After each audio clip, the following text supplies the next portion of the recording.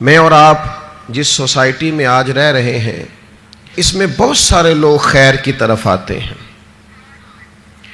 بڑی تیزی سے نیکی کے ارادے کرتے ہیں، مخلص ہوتے ہیں،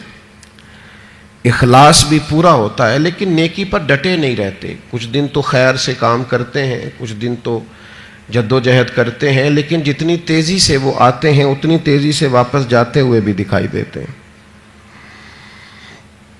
کچھ دن تو ایسا ہوتا ہے کہ 5 نمازوں کے ساتھ تہجد بھی شروع ہو جاتی ہے، تلاوت قرآن مجید، ذکر، اذکار، درود و سلام، اور اگر طریقت سے وابستہ ہیں تو شیخ کے بتائے ہوئے اسباق، مراقبہ، ذکر، فکر، ساری چیزیں ہو رہی ہوتی ہیں۔ لیکن چند دنوں کے بعد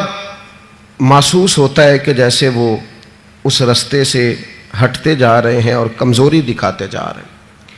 امام حسین رضی اللہ تعالیٰ عنہ کی زندگی سے ہم نے جو چیزیں سیکھنی ہیں ان میں سے ایک سبق یہ لینا ہے کہ انسان ڈٹ کے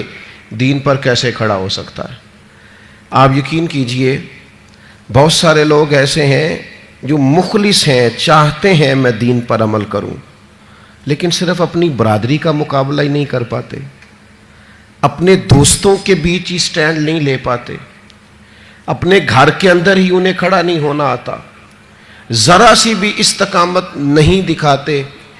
اور آج کل تو ماحول اس طرح کا ہو گیا ہے کہ نوجوانوں کے اندر قوت فیصلہ ہی نہیں، قوت ارادی نہیں، کروں نہ کروں، چلوں نہ کروں، یہ ٹھیک ہے کہ نہیں ٹھیک، آپ بھی بتائیں ایسا ہو سکتا ہے، چلیں آپ بھی، بھئی اتنے مشورے آپ لے رہے ہیں آپ کر ہی نہیں سکیں گے،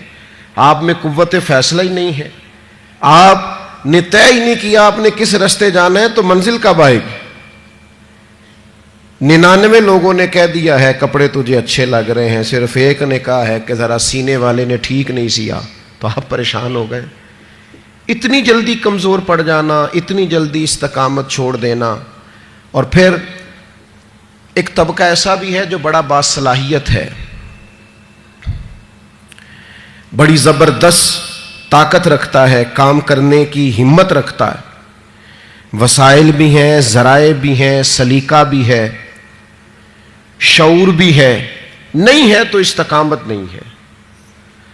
کیونکہ استقامت نہیں ہے تو ساری صلاحیتیں ہونے کے باوجود وہ لوگ کبھی کامیاب نہیں ہو سکتے،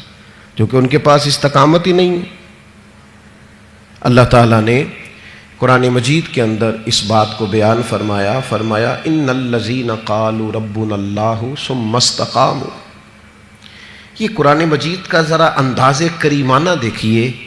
فرمایا بے شک وہ لوگ جنہوں نے کہا اللہ ہمارا رب ہے،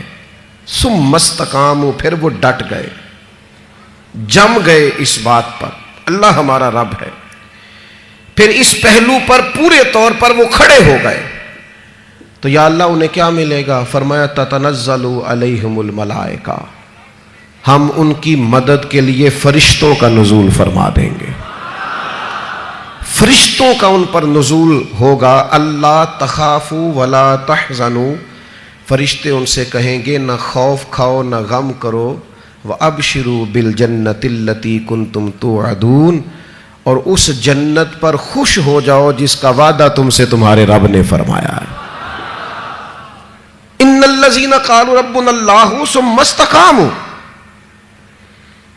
جنہوں نے یہ کہا اللہ ہمارا رب ہے اور پھر اس بات پر وہ ڈٹ گئے، جم گئے، ٹھہر گئے، استقامت دکھائی، کھڑے ہو گئے۔